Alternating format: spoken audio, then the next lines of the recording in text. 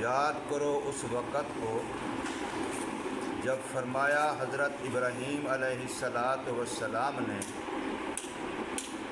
اے میرے پروردگار، بنا دیں آپ اس شہر مکہ کو امن والا، اور بچا کے رکھیے مجھے بھی اور میری اولاد کو بھی اس بات سے کہ عبادت کریں ہم بتوں کی۔ اے میرے پروردگار، بے شک یہ بت گمراہ کر چکے بہت سو کو لوگوں میں سے، پس جو بھی اتباع و پیروی کرے گا میری، پس بے شک وہ میرے گروہ میں سے ہے، اور جو نافرمانی کرے گا میری، پس بے شک آپ بڑے بخشنے والے، بڑے رحم کرنے والے ہیں۔ سورہ ابراہیم کی آیت نمبر 35 اور 36، یہ دو آپ حضرات کے سامنے پڑھی۔ اس رکوع میں حضرت ابراہیم علیہ السلام کا تذکرہ ہے اور ان کی دعاؤں کا تذکرہ ہے۔ حضرت ابراہیم علیہ السلام خلیل اللہ ہے۔ علماء کے اندر تصوف کے اندر یہ بحث ہے کہ اللہ تبارک و تعالی کے ہاں زیادہ مقام کس نبی کا ہے۔ تو اس میں اگرچہ یہ بات ہمارے ہاں طے شدہ ہے کہ سب سے مقدم مقام حضرت محمد صلی اللہ علیہ وسلم کا ہے، لیکن اس میں کلام ہے کہ ایک ہے محبوبیت اور ایک ہے محبیت، ایک ہے محبوبیت اور ایک ہے محبیت، اسی طریقے سے ایک ہے خلت اور ایک ہے محبت۔ ان میں سے افضل کون ہے؟ محبیت افضل ہے یا محبوبیت افضل ہے؟ خلت افضل ہے یا محبت افضل ہے؟ یہ ایک مستقل کلام ہے علم الکلام کے اندر علماء کا۔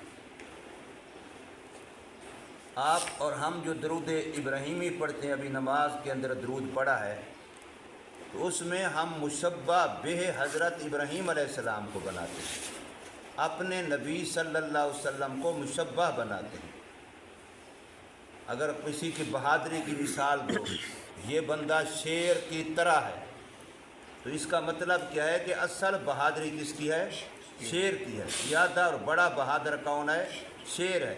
یہ بندہ بھی شیر کی طرح بہادر ہے، تو مشبہ بہی شیر کو بنایا، بندے کو مشبہ بنایا، تو بہادری میں شان زیادہ کس کی ظاہر ہوئی؟ شیر کی ظاہر ہوئی۔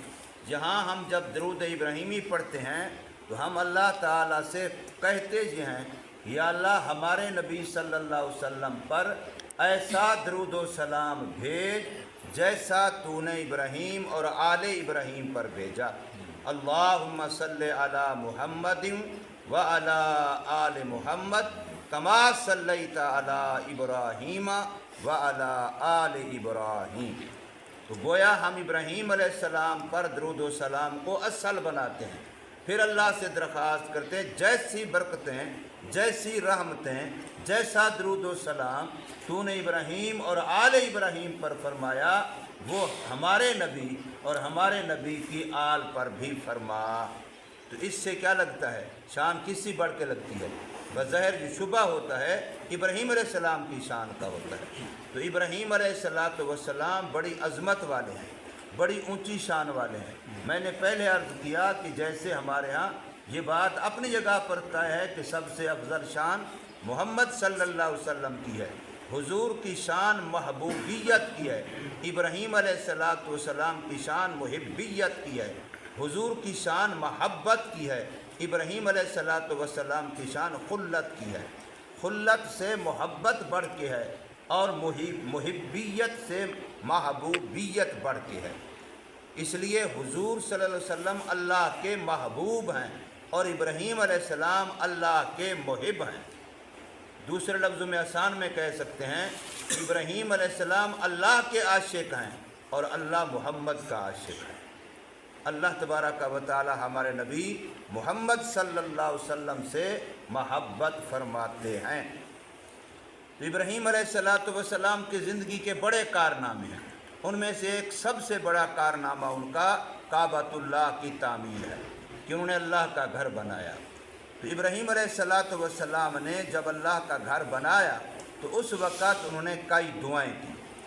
اسی طریقے سے جو مکہ شہر ہے جہاں کعبہ ہے، اس کی بنیاد، اس شہر کی بنیاد بھی ابراہیم علیہ السلام نے رکھی۔ ابراہیم علیہ السلام نے جب اپنی بیوی اور معصوم دودھ پیتے بچے کو اس جگہ پر جا کے چھوڑا تھا، اس وقت تک یہاں نہ کعبۃ اللہ کا نشان تھا، نہ اس وقت یہاں آب زمزم کا نشان تھا، نہ اس وقت یہاں کسی آبادی اور شہر کا کوئی نام و نشان تھا۔ بالکل بے وادن غیر ذی زرع، جنگل تھا، جنگل کے اندر بیوی اور بچے کو چھوڑ دیا گیا۔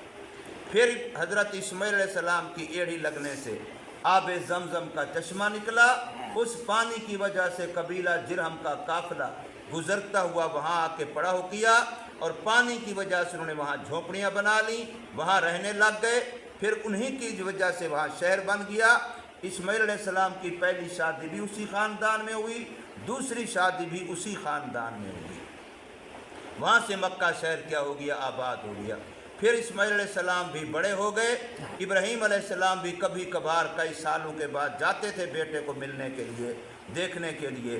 تو پہلی دفعہ بھی گئے جب پہلی شادی ہو چکی تھی، پھر اس کے بعد اس وقت بھی گئے جب دوسری شادی ہو چکی تھی، اور اس سے پہلے ان کے لڑکپن جب 13-14 سال کی عمر کے تھے اس وقت بھی گئے، اور اس وقت اللہ کے حکم سے وہاں سابقہ بنیادوں پر جو جبرائیل علیہ السلام نے ان کے نشاندہی کی کہ یہاں پرانا کعبۃ اللہ کی بنیادیں ہیں، کھودی تو نیچے بنیادیں نکل آئیں، تو اس پر کعبۃ اللہ باپ بیٹے نے بنایا۔ تو اس لیے اب ابراہیم علیہ السلام نے بعض دعائیں تو وہ کی جو کعبہ کی تعمیر کے بعد کی، اور کئی دعائیں ان کی وہ ہیں جو انہوں نے اس وقت کی جب بیوی اور بچے کو وہاں چھوڑ کے چلے۔ یہ دعا جو پہلی آ رہی ہے یہ اس وقت کی ہے جب بیوی اور بچے کو وہاں چھوڑا تھا، اس وقت وہاں کوئی شہر نہیں تھا۔ تو ابراہیم علیہ السلام نے اب وہاں ایک دعا کی کہ یہاں شہر بن جائے، دوسری دعا کی کہ یہاں جو شہر بنے اس کو حالت امن نصیب ہو جائے، چوری سے، چکاری سے، ڈاکے سے، لوٹ مار سے، قتل و غارت سے، اس سے یہ شہر کیا ہو جائے، مامون اور محفوظ ہو۔ اور دوسری چیز فرمائی تھی کہ اللہ اس کے اندر پھلوں سے روزی پہنچائے۔ گویا کہ دو چیزیں، ایک امن اور ایک معیشت، ان دو کی دعا کی۔ اور یہ قرآن مجید کے اندر ایک جگہ پر نہیں، بے شمار جگہوں پر اللہ نے انسانوں کو یہ دیو نعمت جتلائی ہے کہ اصل بنیادی کامیاب حکومت، کامیاب ریاست، کامیاب مملکت وہی ہے جس کے اندر رعایا کو امن بھی ملے اور رعایا کو معاش بھی ملے۔ تو ابراہیم علیہ السلام نے بھی یہاں یہی دعا کی، فرمایا وَإِذْ قَالَ، اور یاد کرو اس وقت کو جب فرمایا حضرت ابراہیم علیہ السلام نے، رب اے میرے پروردگار، اجعل ھذا البلد، ایک تو اس کو شہر بنا دے، نمبر 2 آمنا، اور امن والا بنا دے۔ اور امن والا ان کی دعا ایسے قبول ہوئی کہ زمانہ جہلیت گزرا، کفر کا زمانہ گزرا، یہودیت کا زمانہ گزرا، عیسائیت کا زمانہ گزرا، اب اسلام کا زمانہ ہے۔ کعبۃ اللہ میں ایسا امن ہے کہ وہاں کسی بڑے سے بڑے مجرم کو بھی سزا نہیں دیتے، اور وہاں کا شکار کرنا منع ہے، وہاں کے کسی کیڑے مکوڑے کو نہیں مار سکتے، وہاں کے کسی جانور کا شکار نہیں کر سکتے، وہاں کے کسی خود رو پودے اور گھاس کو نہیں کاٹ سکتے۔ اتنا امن ہے کہ وہاں جو پودا پیدا ہو، وہاں جو گھاس پیدا ہو، وہاں جو درخت پیدا ہو، جو خود بخود پیدا ہو، اس کو کاٹ نہیں سکتے، اور اس کا شکار وہاں نہیں کر سکتے، کسی جانور کا، کسی پرندے کا وہاں شکار نہیں کر سکتے۔ کسی بندے کو چاہے وہ قتل کر کے وہاں چلا جائے تب بھی اس کو وہاں اس سے بدلہ نہیں لے سکتے، اس کو سزا نہیں دے سکتے۔ ہاں ایسا کریں گے کہ اس کا گھیرا تنگ کریں گے، اس کو مجبور کریں گے کہ وہ اس ایریے سے نکلے، جب وہ اس ایریے سے باہر نکلے گا اب اس کو سزا دی جائے گی۔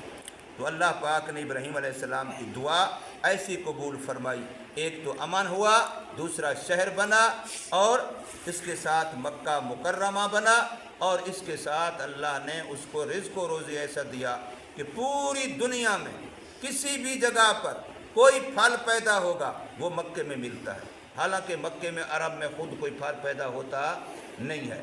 اور اسی طریقے سے دنیا جہان میں کوئی چیز کسی فیکٹری میں، کسی کارخانے میں، کسی ادارے میں بنے گی تو اچھی سے اچھی کوالٹی والا کپڑا، اچھی سے اچھی کوالٹی والی کوئی مشینری وہ وہاں مکہ مکرمہ سعودی عرب میں ملے گی۔ یہ ابراہیم علیہ السلام کی دعا کا ثمر ہے، اور یہ بھی اس شہر کے امن والا ہونے کی نشانی ہے کہ بڑی آفتیں آئیں گی، بڑے انقلابات آئیں گے، لیکن اللہ اس شہر کو مامون رکھے گا۔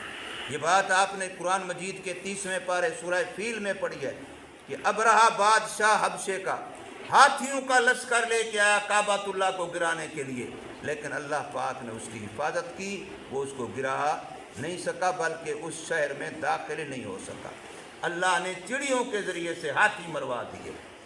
اسی طریقے سے جب دجال کا دور آئے گا، دجال پوری دنیا گھومے گا لیکن حجاز مقدس میں داخل نہیں ہو سکے گا۔ مکہ مکرمہ میں، مدینہ منورہ میں فرشتے اس کی حفاظت کریں گے۔ دجال اور دجال کا لشکر نہ مکے میں جا سکے گا اور نہ مدینہ منورہ میں جا سکے گا۔ یہ حضرت ابراہیم علیہ السلام کی دعا کا نتیجہ اور ثمر ہے۔ تو فرمایا یاد کرو اس وقت کو اے مسلمانوں جو ابراہیم علیہ السلام نے دعا میں ارشاد فرمایا تھا، اے میرے رب بنا دے اس کو شہر ایسا جو امن والا ہو۔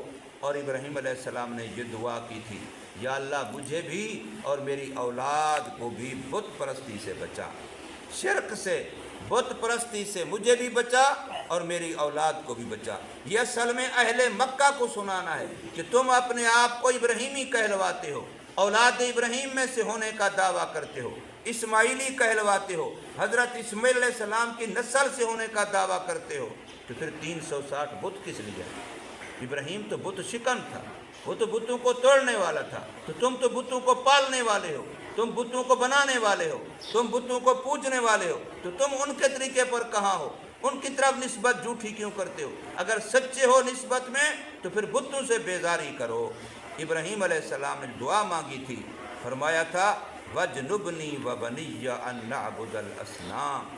اس سے پتہ چلتا ہے حالانکہ ابراہیم علیہ السلام معصوم تھے، نبی تھے، اور نبی کبھی شرک کر سکتا نہیں ہے، لیکن پھر بھی اپنے آپ کو دعا میں شامل کیا کہ اللہ مجھے بھی بت پرستی سے بچا، حالانکہ خود تو بت شکن ہے، خود تو بتوں کو توڑنے والے ہیں، امکان ہی نہیں ہے، احتمال ہی نہیں ہے کہ ابراہیم علیہ السلام بھی بت پرستی کرے گا، لیکن پھر بھی اپنے لیے دعا کی کہ نہیں کی؟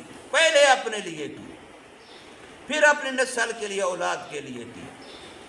تو اس سے پتہ چلا کہ ماں باپ کی ذمہ داری یہ ہے کہ اپنی اولاد کے عقیدوں کی فکر کرے کہ میری اولاد کہیں شرک میں مبتلا نہ ہو جائے، کفر میں مبتلا نہ ہو جائے، گمراہی کا شکار نہ ہو جائے۔ جہاں ان کی روٹی کی فکر کرنی ہے، جہاں ان کے کپڑے کی فکر کرنی ہے، جہاں ان کے لیے کاروبار مکان کی فکر کرنی ہے، جہاں ان کے لیے تعلیم ڈگری کی فکر کرنی ہے، جہاں اپنی اولاد کے لیے اور چیزوں کی فکر کرنی ہے، تو اس سے زیادہ ان کے دین ایمان کی فکر بھی ماں باپ کے ذمہ ہے۔ اور فرمایا رب انہن، اے میرے پروردگار یہ جو بت ہیں ان سے جن سے میں پناہ مانگ رہا ہوں، یہ بہت سارے لوگوں کو گمراہ کر چکے، یعنی ان کی گمراہی کا سبب بن چکے۔ ورنہ بت تو بے جان تھے، وہ لکڑی کے، وہ پتھر کے، وہ مٹی کے، وہ کیا گمراہ کرتے کسی کو؟ گمراہ تو انسان خود ہو رہے تھے، لیکن ذریعہ اور سبب کون بن رہے تھے؟ بت بن رہے تھے، اس لیے گمراہی کی نسبت ان کی طرف کی۔ تو آج بھی اگر ہم لوگ کسی اور کے لیے گناہ کا سبب بنیں گے، غلط کا سبب بنیں گے، تو پھر ہماری طرف بھی ایسے نسبت ہوگی، گویا ہم نے یہ کام کیا ہے۔ تو فرمایا رب انہن اضللن کثیرا من الناس، اور آگے فرمایا جس نے میری بات مانی، بتوں سے بچا اور شرک کفر سے بچا، میری اطاعت کی، وہ تو میرے گروہ میں سے ہے، میری جماعت میں سے ہے۔ جیسے حضور نے یہ فرمایا بار بار کہ جس نے میری سنت کی اتباع کی وہ مجھ سے ہے، اور جس نے میری سنت کی اتباع نہیں کی، اعراض کیا، اس کا میرے سے کوئی تعلق نہیں ہے۔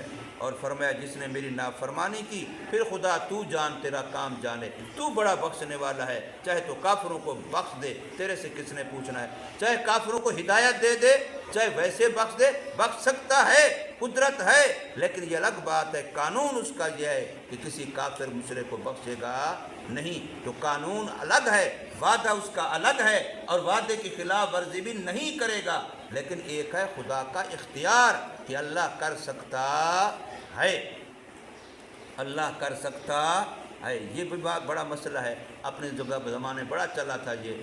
ہمارے ایک اکابر میں سے مولانا قاسم نانوتوی رحمہ اللہ تعالی، جو دارالعلوم دیوبند کے بانی ہیں، انہوں نے ایک کتاب میں لکھا کہ بھی اللہ پاک حضور کے بعد نبی بھیجنے پر قادر ہے۔ یہ الگ بات ہے بھیجے گا نہیں، حضور کو آخر نبی بنا دیا، لیکن قدرت کی نفی تو نہیں ہے۔ تو اس پر پتہ نہیں کتنا شور مچایا اور پوری کتابیں لکھ ماری، دیوبندیوں کو گستاخ رسول کہنے پر ایڑی چوٹی کا زور لگا دیا، یہ تو ختم نبوت کے منکر ہیں۔ حالانکہ اللہ کی قدرت کی بات ہے کہ اللہ قادر، اللہ عاجز تو نہیں ہے کسی کام سے، اللہ کسی کام کو نہ کر سکتا ہو ایسا تو نہیں ہے۔ یہ الگ بات ہے کہ وہ کرے گا نہیں اپنے قانون کی وجہ سے۔ تو فرمایا جس نے میری نافرمانی کی، پس بے شک تو بڑا بخشنے والا، بڑا رحم کرنے والا ہے، پھر تو جان اور تیرا کام جانے۔ اللہ تبارک و تعالی ہمیں سمجھ نصیب فرمائے، عمل کی توفیق دے۔